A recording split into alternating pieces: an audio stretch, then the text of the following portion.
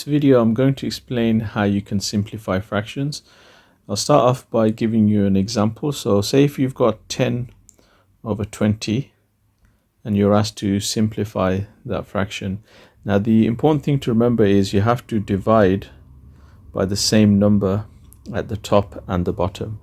So 10 over 20 we can divide by 10, and we have to divide by 10 at the bottom as well. So 10 divided by 10 is just 1, and 20 divided by 10 is 2.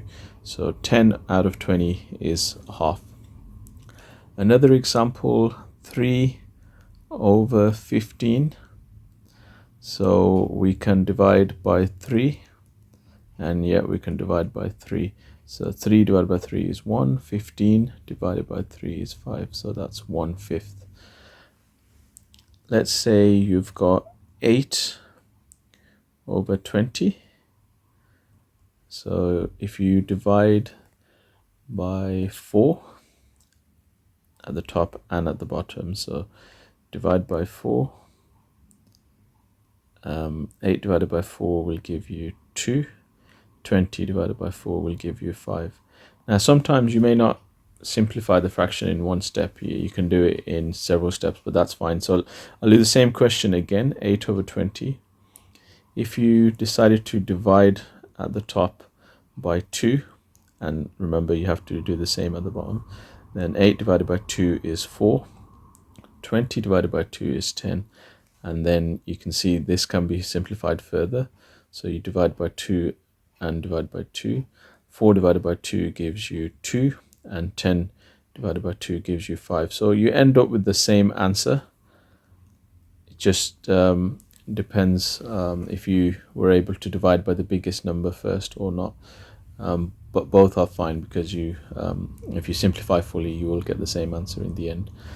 Another example, let's say you've got 15 over 50.